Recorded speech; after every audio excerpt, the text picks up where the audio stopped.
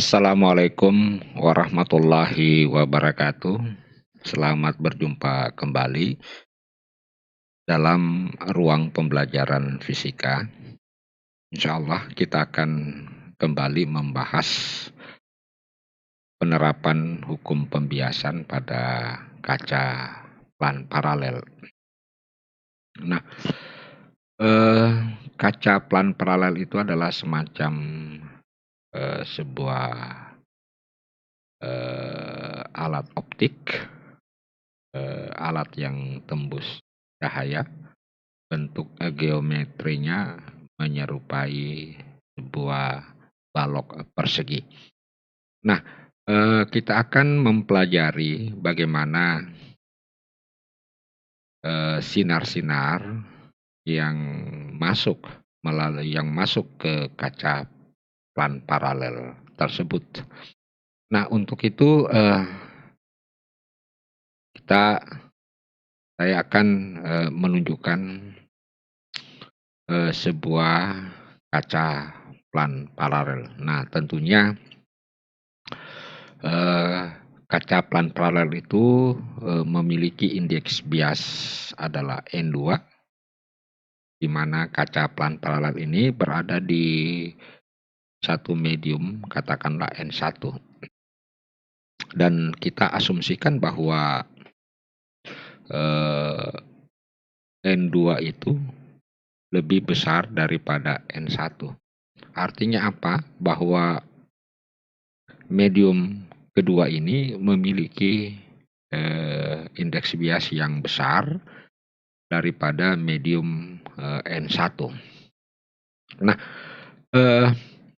misalkan ada sebuah sinar menuju ke titik A, di mana sinar ini membentuk sudut θ1 terhadap garis normal 1. Jadi garis normal 1 ini adalah garis yang tegak lurus terhadap sisi bidang kaca plan paralel ini. Nah, karena sinar ini berasal dari yang memiliki indeks bias yang kecil menuju ke indeks bias yang besar, maka berdasarkan hukum Snellius, sinar ini akan dibiaskan,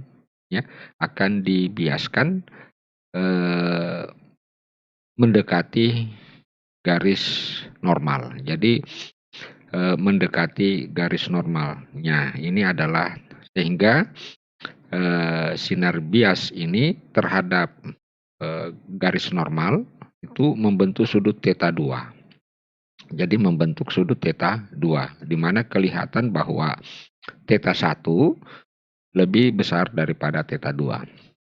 Nah, selanjutnya sinar yang dibiaskan oleh sisi kiri daripada kaca plan paralel selanjutnya menuju ke titik C.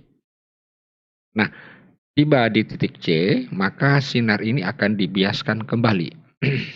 Karena sinar ini berasal dari indeks bias yang lebih besar daripada indeks bias yang akan menuju keluar adalah N1, maka sinar ini akan dibiaskan menjauhi garis normal. Jadi katakanlah ini adalah garis normal kedua, menjauhi garis normal, dan itu kelihatan dari sudut θ4 ini jauh lebih besar daripada θ3. Nah, apa yang akan kita pelajari dari sifat sinar ini, ya? Maka kita ingin menunjukkan apakah sinar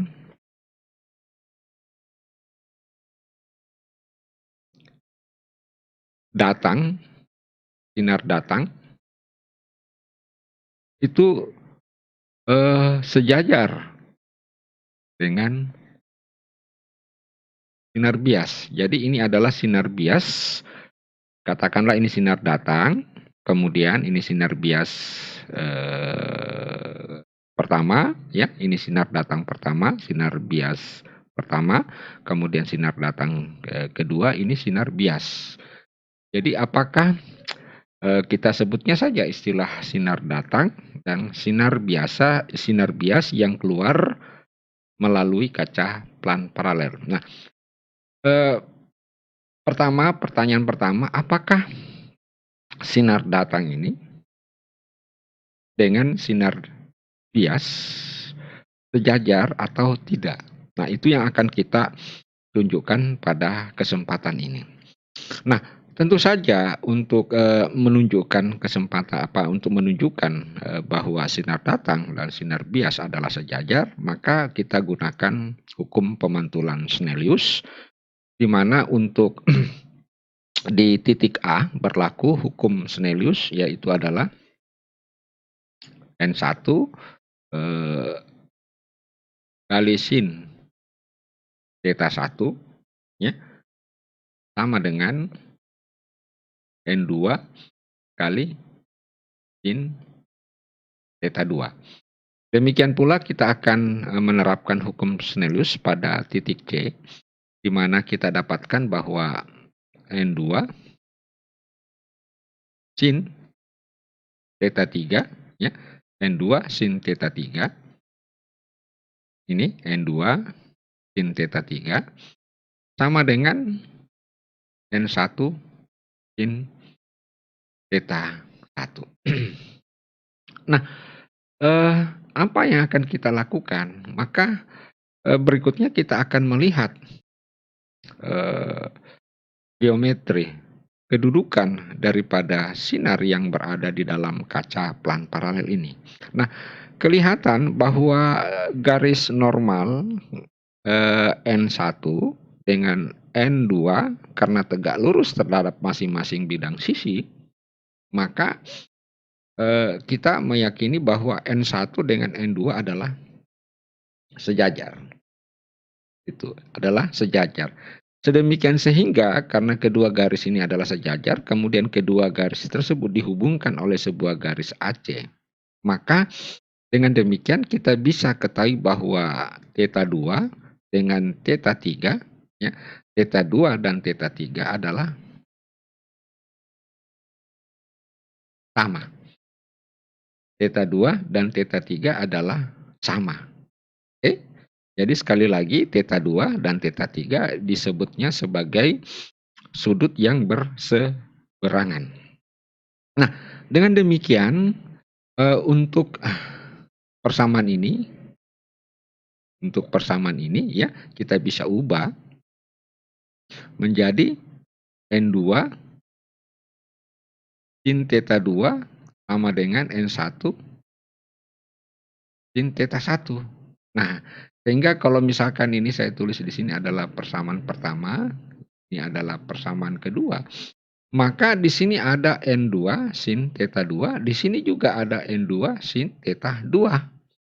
Sehingga bisa kita substitusi persamaan 1 ke persamaan 2. Jadi kalau persamaan 1 kita substitusi ke persamaan 2, maka hasilnya ya kita dapatkan N1 sin theta 1 ya, N1 sin theta 1 sama dengan ini salah ya, bukan sin theta 1 sini ya, sin theta 4 ya, maaf.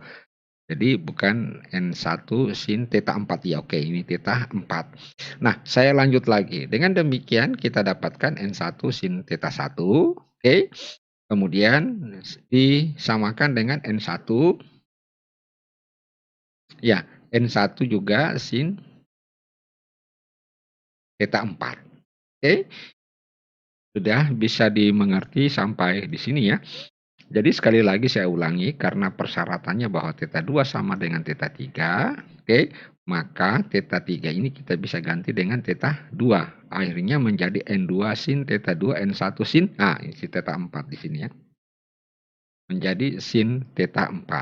Nah, N2 sin theta 2 sebagai persamaan kedua bisa kita saling substitusi, karena di sini juga adalah N2 sin theta 2. Nah, dengan demikian ini saling meniadakan sehingga yang muncul adalah sin theta 1 sama dengan sin theta 4. Karena masing-masing ruas kiri merupakan sin, maka kesimpulannya bahwa theta 1 sama dengan theta 4. Nah, karena theta 1 sama dengan theta 4, maka sinar datang maupun sinar bias yang keluar melalui kaca pelan paralel.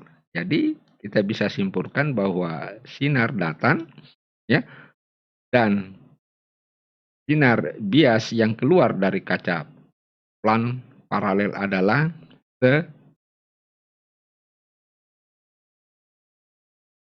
sejajar. Oke, jadi dari sini kita sudah bisa buktikan bahwa sinar datangnya adalah sejajar. Oke, nah selanjutnya kita akan mencoba menentukan kembali, ya, kita akan mencoba menentukan kembali merumuskan pergeseran sinar datang. Nah,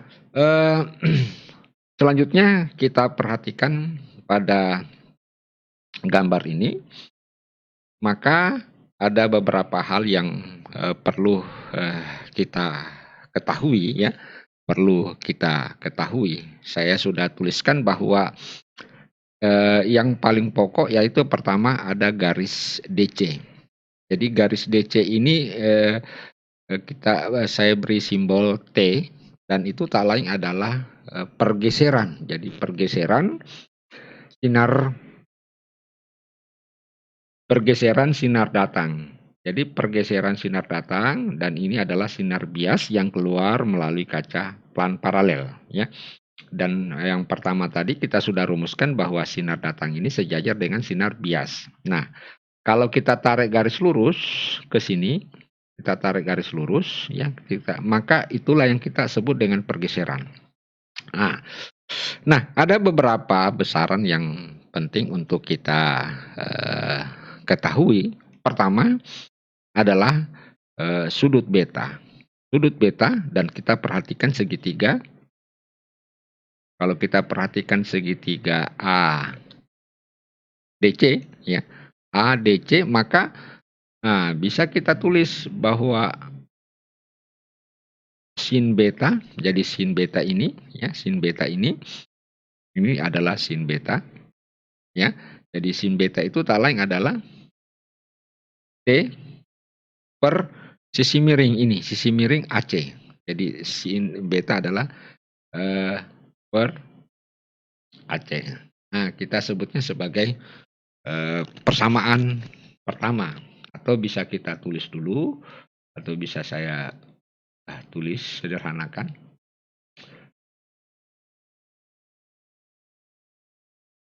Nah, saya hapus dulu. Jadi AC bisa kita tulis T per, baru kita tulis sebagai persamaan pertama. Oke. Selanjutnya kita perhatikan lagi segitiga ABC.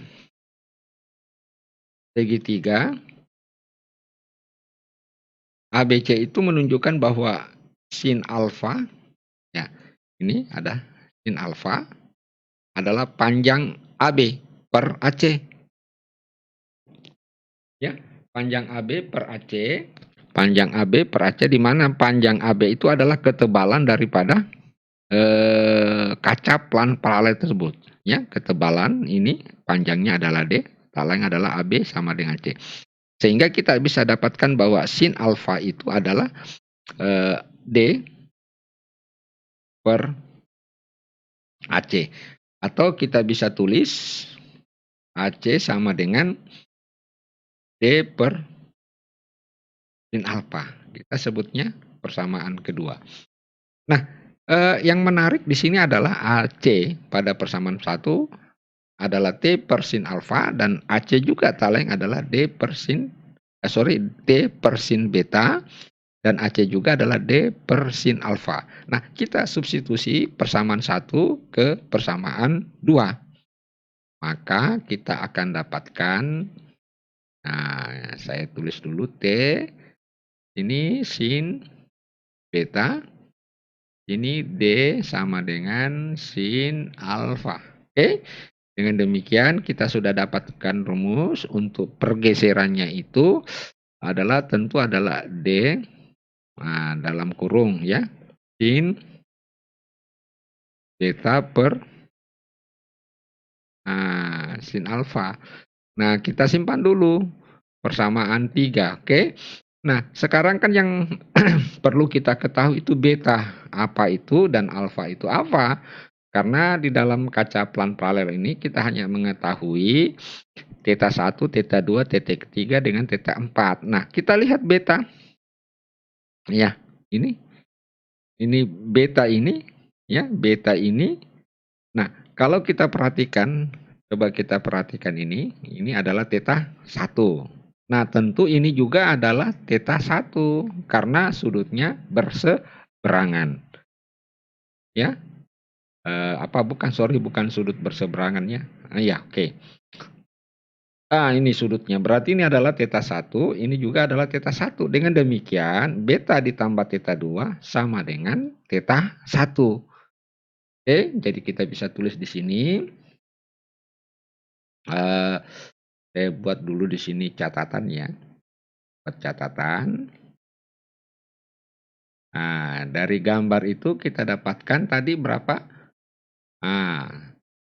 Theta 1 itu sama dengan beta ditambah theta 2. Dengan demikian kita dapatkan betanya itu sama dengan, saya hapus dulu, betanya itu sama dengan theta 1 dikurang theta 2. Oke, kita simpan persamaan bintang 1. Oke, nah sekarang kita cari yang alfa. Yang alfa itu adalah yang ini. Oke, nah coba kita perhatikan alfa itu segitiga ABC. Berarti ini adalah siku-siku. Nah, dengan demikian theta 2 ditambah alfa itu sama dengan 90 ya. Theta 2 ditambah alfa sama dengan 90 karena di sini sudah 90. Karena sudut segitiga itu adalah jumlahnya 180. Karena ini sudah 90 maka jelas theta 2 ditambah alfa sama dengan 90 derajat. Sehingga kita dapatkan di sini theta 2 ditambah alfa sama dengan 90 derajat. Dengan demikian kita dapatkan alfa itu sama dengan 90 derajat dikurang theta 2. Nah, kita simpan sebagai persamaan bintang-bintang 2 kali. Nah, persamaan bintang 2 kali ini kita akan substitusi. Jadi ini dan persamaan ini itu akan kita substitusi ke persamaan 3. Maka hasilnya kita dapatkan T sama dengan T. Saya tulis di sini. Sin beta, kita bisa tulis theta 1 dikurang theta 2. Nah, kemudian yang di bawah kita ganti alfa tentu sama dengan sin 90 kurang theta 2. Nah, ada aturan bahwa kalau untuk sin 90 kurang theta 2 ini tak lain sama dengan cos theta 2 ya. Tak lain itu adalah sama dengan cos theta 2. Nah, itu bisa kita gunakan sudut segitiga. Coba lihat ya. Ini katakanlah theta 2 ya. Ini adalah theta 2 saya hapus dulu ya supaya bisa dipahami. Nah, dari mana dapatnya? Jadi saya tulis dulu segitiga, siku-siku. Nah, kalau ini adalah theta 2, maka yang ini adalah 90 dikurang theta 2 ya. Misalkan ini adalah Y, misalkan ini adalah X, misalkan ini adalah R. Nah, coba kita lihat. Kalau saya tulis sin 90 kurang theta 2 ya, itu sama dengan, jadi sin 90 kurang theta 2 sama dengan Y per R. Oke, nah sama dengan Y per R. Nah, sekarang saya tulis cos theta 2 itu, cos theta 2 ini, cos theta 2 tentu adalah Y per R juga. Karena cos itu adalah sisi yang mengapi sudut dibagi dengan sisi miring. Nah, kelihatan karena hasil, sin 90 kurang theta 2 Y per R dan cos theta 2 sama dengan Y per R, maka dengan demikian sin 90 kurang theta sama dengan cos theta 2. Oke, dengan demikian kita sudah dapatkan bahwa pergeseran sinar datang, itu tak lain adalah D. Kita bisa tulis, saya kurung saja, sin theta 1 dikurang sin theta 2 per cos theta. Nah, inilah rumus untuk pergeseran ya, pergeseran. Rumus pergeseran sinar datang terhadap sinar yang dibiaskan.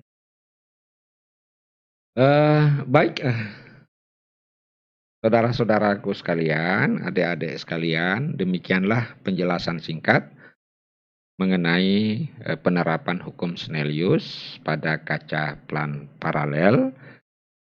Semoga penjelasan ini bisa dimengerti, bisa difahami dengan sebaik-baiknya, dan yang terpenting bahwa mudah-mudahan pemahaman-pemahaman tersebut memberikan keberkahan bagi kita semua. Dan saya akhiri, mohon maaf segala kekurangannya. Assalamualaikum warahmatullahi wabarakatuh.